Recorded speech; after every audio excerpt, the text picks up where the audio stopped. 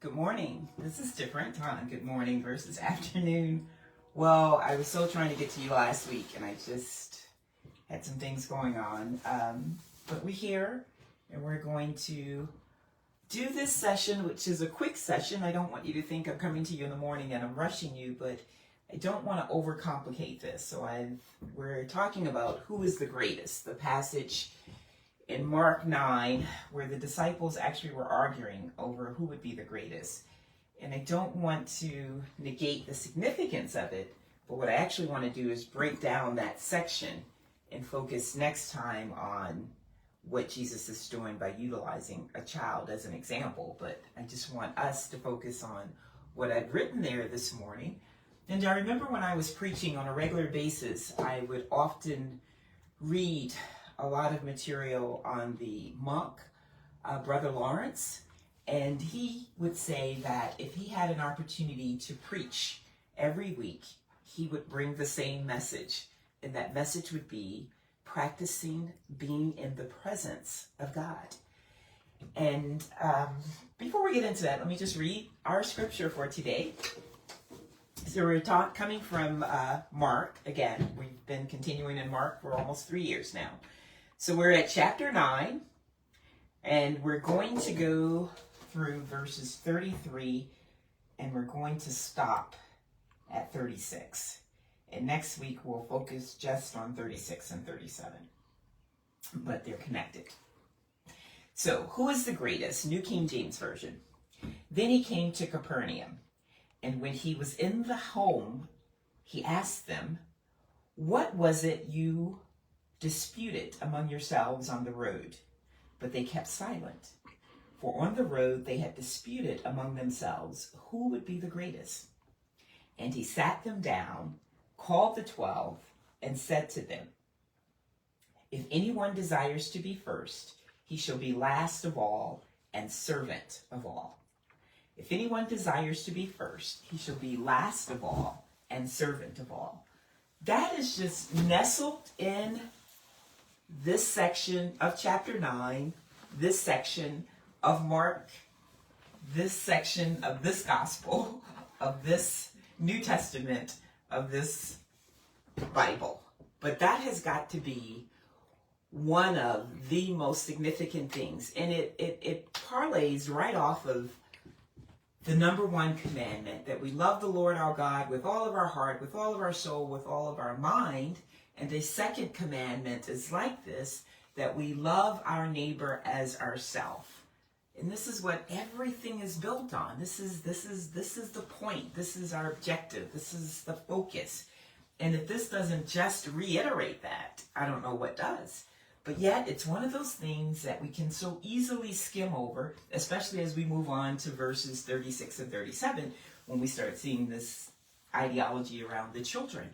And so we just want to pause here for a moment, and I want to pull together what he felt was so important. How do we know that he felt this was so important? Because during those periods, when you were one of the disciples of a rabbi, when you were following the teaching, you would be in their little group, and as they were walking, because they didn't have vehicles like we have today, so just imagine all the things you have to keep you occupied in your car now, your iPhone, apps and everything, that they didn't have that. So when they would be walking along, following the rabbi, the teacher, he would continuously be pouring into their spirits. He would be teaching them as he walked along. So you got to walk 5 miles to get somewhere. Just getting into some of the temples was a quarter mile of a walk to get from one portico to the next portico. So just imagine all this that's going on. So it was relatively common to see the disciples walking after the teacher and being taught at the same time.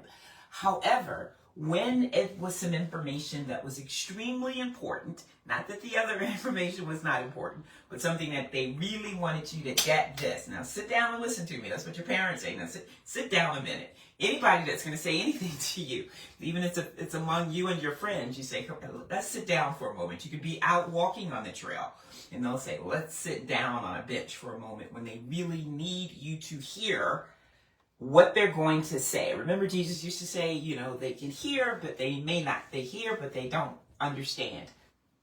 And so he sits them down and calls them to himself. And of course, they remain silent. But of course, this is the period where Jesus is fully God and fully man, which means he's all-knowing. So he knew exactly what they were arguing about when he asked the question. I don't know why they haven't figured this out yet. So they remain silent. But in that silence speaks multitudes. Because that silence says what? We were discussing X, Y, and Z. We were arguing about X, Y, and Z. So why not communicate that to the Lord? The reason being is because in the admission of it, now that someone's asking you, okay, let's talk about what you were talking about. Not someone, but Jesus himself, the one who's been teaching them about being selfless, the one that's been teaching them about do for your neighbor, the one that they've been following for so long now, is asking them the question, what were you arguing about? And it's a typical thing. I always say, put yourself in the shoes of the individuals that you are studying. And so when we are doing that and we're thinking about things, we may not be having a conversation with someone, but when we are thinking about things and that's somebody that's important to us, that we respect and that we admire, ask the question, well, what's on your mind? Most times you'll just start talking about what's on your mind.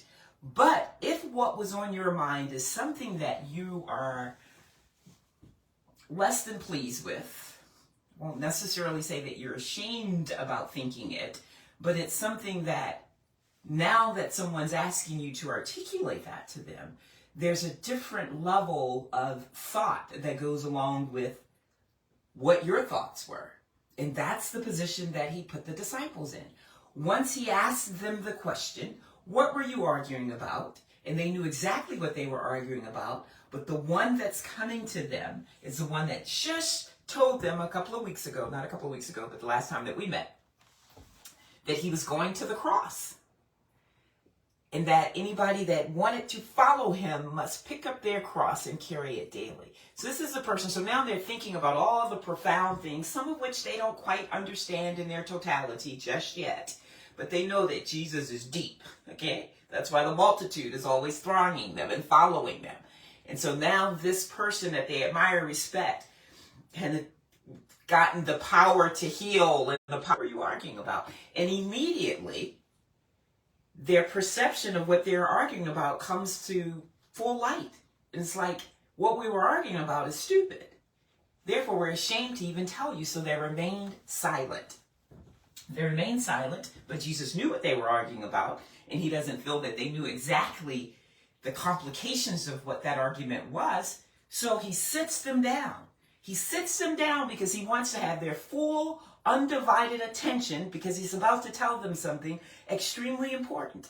So important that even today, all these years later, it is one of the most important things that we can learn, and that I can even share with you, in terms of who we ought to be and what our goal ought to be, what our ambition. You know, I look at people sometimes and you just wonder what makes people who they are, what drives you, what gets you up in the morning, gets you excited, what makes you aggressive or deliberate about the things that you're doing. And that's your ambition to do something, whatever that is. But there are a lot of people that have no ambition. And unfortunately, a lot of the people that have ambition just for the prestige, just so that somebody can know who they are, what they're doing, etc., versus why they're doing that. What is the point? You know, you look at where we are today, and I don't know, when it rains for 2 or 3 days and you don't see the sun shining, it just kind of gives you some time to be still, and you start thinking more of where we are as a people, as a country, as a world. And you can come back to these type of passages and understand why we're here. We can say whatever we want to say about the political complications of this and that, but at the end of the day, it boils down to the leaders, the people, and not just at the leadership level, because it's so easy to point our fingers to those people that are so public and so up on the ladder, so to speak. Versus, why is there so much division? Jesus says, you know, a kingdom cannot stand if it is divided. That would be the world. But a house cannot stand if it's divided. That would be your own personal, bringing it back to your Judean level, not the outer ends of the world level. And, why is it that people are angry at their colleagues? The people in the church is a perfect example where ministries fall apart and there's just so much divisiveness in the church. It's all because people want to put themselves on these pedestals. It's never about serving. And the church is about service. Ministries are about serving other people. And if that is the end goal, what difference does it make what position you have in that ministry as long as you're serving? When you think about the people that we admire the most, and I just got a plaque that I ordered, and I usually don't get into things like that, but there was a beautiful plaque by Bradford Exchange, and it's just a quote or two from Martin Luther King. I have words, and you just think of him and why we feel the way that we feel about him. And that is because his main concern was always others. And so it's a handful of people that most of us in unison, I think, admire and can put up there as the top 10 people. And all of those people, the main characteristic of them was their willingness and desire to serve others, the selflessness that they had. And that is just almost non-existent today. Everybody has, and even it's sad because you never want to be the pessimistic person. But you look at people when they're coming to you, and no matter what they're coming for, an idea, a partnership, whatever, you just wonder, what is the ulterior motive here? And it's sad because, and even the passive aggressive kind of people that, pretend to be these nice and little gentle soul, people have an agenda. And that is not what it's about. And Jesus says, if you want to be the greatest, now these are not my words, this is not my opinion. This is coming from the Lord. He says, if you want to be the greatest, then you shall be the last of all. And you should be servant of all. Not servant in this particular aspect of your life where we love to compartmentalize. We're the perfect person as far as the church is concerned, but ask our business colleagues, they think we're the worst. Ask our family, they think we're the worst. So it's saying of all. So that's serving all. That's coming along and really putting yourself in the shoes of the other person and saying, if this person was trying to get, if I needed some help with something, what would I want a person to do? Would I want them to question me about how I got in this predicament, or would I just want them to provide some service? And so this is just, it's key. And it comes from, I have there a little note saying we're doing this detox drink today. And it gets to a point where you've really got to detox your mind and your soul. And if you find yourself where you're lacking, you're lacking in your ambition, you're lacking in your kindness, you need to first start looking at your environment, because that plays a heavy role. When I look back on my life and some of the periods where I think I've gotten more things done, I look back and remember some of the people that were in my life during those periods. And those were people that were pretty much on the same trajectory, but most importantly, the common goal is these were people that loved the Lord as much as I did. And when you surround yourself with people that doing for others is their priority, it's going to just have you be elevated. Because you can get around people and they'll start questioning those things, because we're not of the world. So we're not going to be doing things that other people are doing and for the same reasons. Our agenda is different. And people will frown upon you when you're trying to be that person that Jesus says we have to be in order to be the greatest, because people are always looking at things from their own point of view, and their point of view is usually, what am I going to get out of this? So when you're doing what Jesus wants you to do, most people are looking upon you like you're a walkover. It's easy to abuse you. It's easy to use you, and they start, after a while, people start putting that in their mind. But don't be fooled, because Jesus came and cleared out the temple. One thing we say about his love and his compassion, there were times when he was angry. He was some kind of angry. And every time that he was angry, it was never about somebody doing something to him personally. His anger was always precipitated by the fact that someone was doing an injustice to someone else. And so though you can be the kindest person, you can be meek and lowly to be that greatest person, but at the same time, Jesus had a whole lot to him in terms of, don't get me on the wrong foot. And so we have to remember that, because too many times we're filled with, I was just, when it's raining like this too, and you're trying to watch a little bit of the tennis, or you're out there in the rest of the world, your channel is based on, it's not like you're watching your little favorite gospel shows or a CBN network or something where all the commercials are going to be geared towards, your ideology in life. And so when you're watching these other things, you start seeing these commercials on the betting and, the things that are destroying people, destroying their families, and I look at these things and I hear the stories from people that are just like, always just amazed that people will bet away their mortgage, and they're not single homeowners. It's one thing if I'm going to bet away my mortgage or bet away whatever, I don't have to worry about anybody but me. But when you've got family members and you're doing things like this and you don't realize that you're an addict, and you frown upon the alcoholic or the crackhead, and all these things, and not just gambling, some other things that we become addicted to. And it's just because of the way the algorithms are done on social media and on, primetime TV, it makes you think that everybody else is doing this foolishness that you're doing, that you're all in the same boat together, and it makes it easier. A lot of things that people are doing now, you would have to go where? To the smoke houses or whatever to watch pornography. You would have to go to a liquor store to buy a lottery ticket or something. Now you can just do anything right in your hand. And the person, you can do it right in your bedroom, right in your back car seat. You can do these things that before, if you wanted to do that, you had to figure out how to do it in a way that nobody would know about it. And that made a lot of things difficult.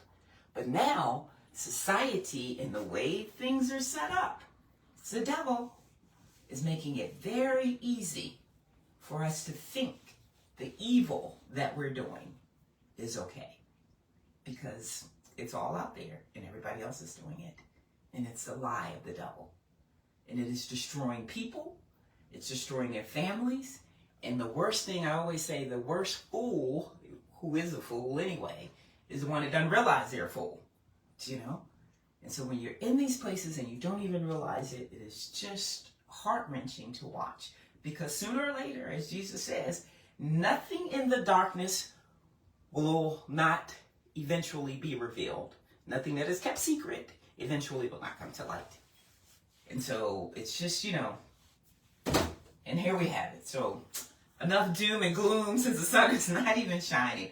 But that is the main thing that I want us to take away from this today, is to practice the presence of God in the sense that if I'm having a conversation that goes south, whether it's with a public servant, whether it's with a family member, whether it's with a colleague, I have to begin to say, if Jesus was standing right here in the physical body looking at me and I could look back at him in his eyes, would I discontinue this conversation? Of course you would. We're always on our best behavior when the best folks are around. And so when you're practicing the presence of God on a regular basis, it will begin to curtail your speech, your thoughts, and definitely your actions. Because that's the only person's opinion that matters. And that is the one that we will have to give an account to at the end. And so why not start practicing now? And you'd be surprised if you really get serious about it. It will put you in a place where you have more time, because you're not wasting your time on a lot of the garbage that's out there. You're not wasting your time arguing with people that just don't get it. And then you want to start spending more time in that space that is that quiet space. And that's that space with God. So your communication with God, your hearing of the word, you're listening to the preached word, you're studying of the word, more and more of that takes over, and then you just want to go somewhere and meditate on it. And whether that's a quiet walk in nature or just sitting in a corner of a room meditating on it, it starts to put you in a different place. Here, when you get back into these other environments that seem to be so normal, and you'll learn how to navigate your life so that you spend less time, and usually just the time that's required when we're dealing with our colleagues, when we're spending time trying to teach. But you'll find that your comfort level with that stuff just is not good. And that's where you want to be. You want to be uncomfortable, with the things that are going on that are not of our character or the character that God has created for us. And so that's that's practicing the presence of, that's what your title is here, practicing the presence of God. That requires some detox. That requires sometimes just acknowledging some of the people that you have in your life don't need to be in your life. And that's difficult for people, but at the end of the day, things are never going to get better. You hope and wish that they do, but typically they don't. Folks, that's not our job to change people. We're just to be the light. And if they decide, I just don't like this light, that's okay. You just be the light. And sometimes God wants to remove some of those people or things from your life. So here's how we can remove some toxic matter from our body. This is very good because we have what? We have grapefruits, we have lemons, and we have oranges. These are considered the citrus category. The citrus category is basically synonymous with antiseptic qualities. So even now when people are just, they're having allergy problems, change of seasons, I say, cut open an orange and just rub your hands together and inhale it. More importantly, cut up an orange, a grapefruit, and a lemon and make you a detox. And just being in the kitchen, just the 10, 15 minutes that it took me to quarter 8, it's either 8 or 10 grapefruits, 8 oranges, quarter them, and that's why I left a couple out, because you're going to be in trouble if you don't follow the cut lead. So this is a navel orange, and so you see the bottom, the navel, and you see the top. You want to cut along that line. If you don't, if you, for whatever reason, cut in the opposite direction, you're going to have a problem getting the orange out in a couple of seconds. You're literally going to have to take a knife and start cutting behind it, versus if we follow the trajectory of the top and bottom, the whole section. If you quarter it in the other way, you'll see 8, 10, 12 lines going here. And so this way, all you have to do is peel it, and the fruit falls right out. And what you want to do is you want to try and keep as much of the pulp on the orange and grapefruit as you can. Not excessively, but don't be afraid to leave the pulp on, because there are lots of nutrients, I tell you all the time, between the actual fruit and the peel. So you see how easy it is just to pull the grapefruit out when we cut along the top and bottom lines. If I were to cut, so I'll let you see what that looks like. So if we cut in the opposite direction, you see all the lines here. How are you going to get that out? It becomes a nightmare, especially in my case, where time is always an issue. And so then with the lemon, you can cut any kind of way you want. I mean, the same thing. Is the difference is that the tops of the lemons and the bottoms are obviously these points. So you want to go the opposite way and cut down the middle where you do see the sectionals. And so whether you're using, I have one of the, you have one of these that you can just squeeze. And these are kind of cheesy.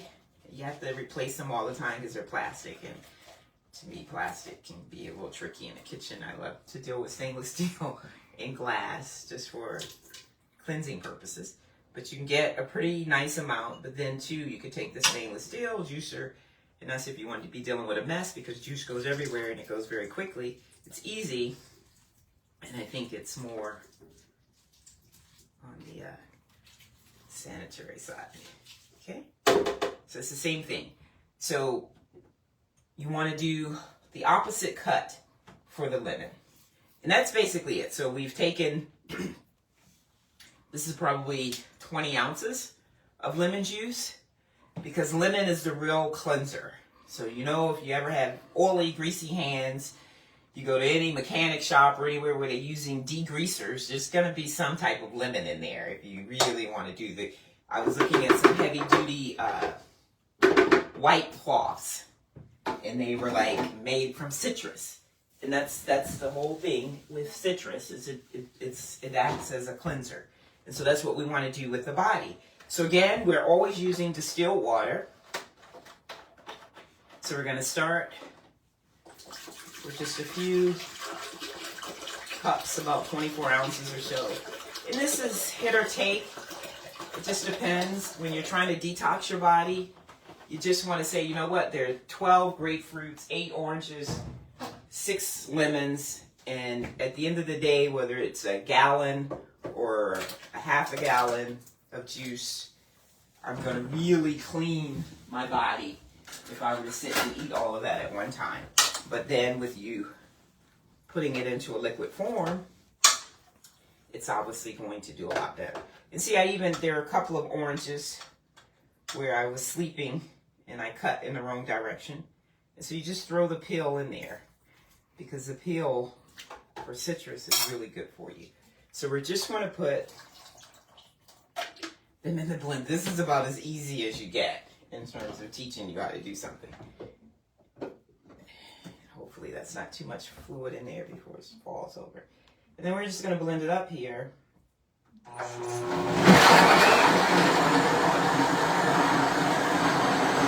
so oranges are the color of the skin. So they do what? Orange fruits are great for the skin.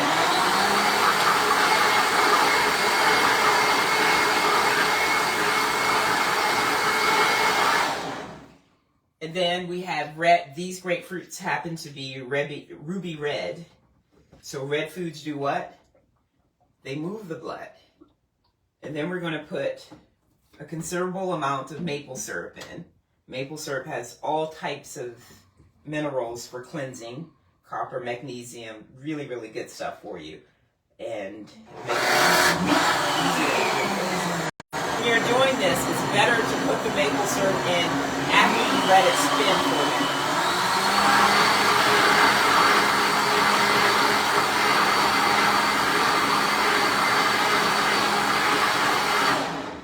Now the thing about detoxing or doing any type of juicing, what you want to do is to not overdo it so you have some pulp in there. So if you're going to take a day and just say drink nothing but citrus detox, so you leave some of the pulp in there so you have something to swirl around in your mouth. The great thing about using the blender is that we know that we're getting the entire contents of the foods that we're using.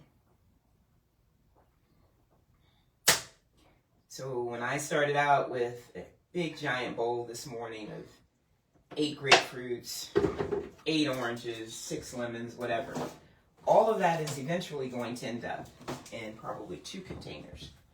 And then we start talking economics. So when you start saying, people often say, well, you know, it's expensive to be healthy. And I'm like, I don't know where that comes from. When I look at the prices of some foods that people eat regularly, I'm like, really? A pound of beans, kidney beans, meals in comparison to steak and rib, and then the other types of foods, because then you end up paying for the packaging. The fancier the packaging is, the more expensive the food is going to have to be. And so we basically do the same thing. You just take your combination of stuff. It's up to you on if you want it to be like really thick or if you want it to be a little bit more watered down. I would start with being thick because you can always water it down. As I pour this into a separate container to drink it, I can have that container filled with half distilled water ahead of time if I want.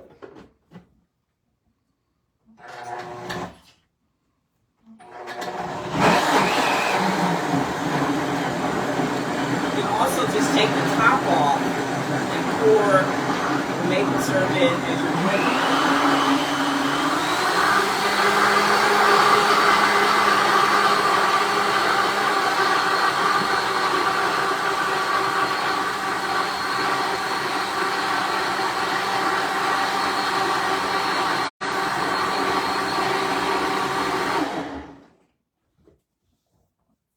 And you can see that this one looks a little smoother than this. This looks a little thicker. So what I think I'm going to do is end up filling this. It's halfway, and I'll put more water in the container. This one's a little smoother because it's going to be about 1.5 gallons easy. But again, it won't matter because once you start drinking it, the texture is not that important. The important thing is I went to Trader Joe's this time. If you go to Trader Joe's, you can get a bag of grapefruits. And I think I had 1, 2, 3, maybe 4 left over. So you get a bag of grapefruits. It's probably 8 to 12 grapefruits in a bag. Got a bag of oranges. So the bag of grapefruits couldn't have been more than $6.99. The bag of oranges couldn't have been more than $4.99. So worst case scenario, $7 plus $4, so $11. A bag of lemons, $2.99. So for $15 or less. And so we're probably using not even a fifth of the $13, $14 bottle of maple syrup. So it's another $2. Still, just even if you really be on the conservative side, less than $20. So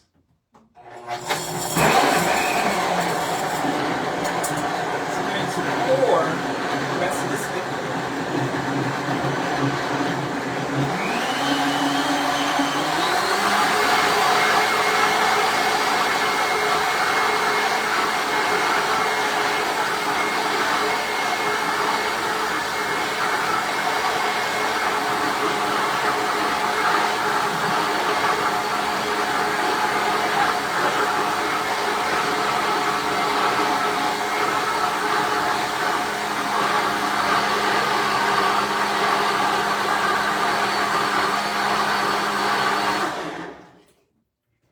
Less than $20, you're getting close to 2 gallons of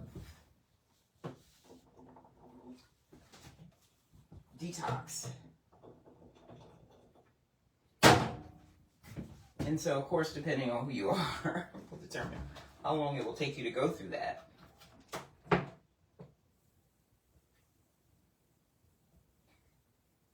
And so if you can get through 1 gallon of detox in a day, which really isn't that difficult, you're going to do a whole lot of good for your system. Because it's citrus, it's gonna have some heavy duty cleansing. Many of you are probably familiar with the Master Cleanse, where you take lemon, maple syrup, and cayenne pepper and try to do that for a couple of days, 8-12 glasses a day. And so you can, if you want, put some a little cayenne pepper in just to kind of expedite the cleansing process. That would be up to you. You could do the same thing with a tad bit of fresh ground cinnamon. But you can just do this by itself. Of detoxifying the body. $15? Seriously?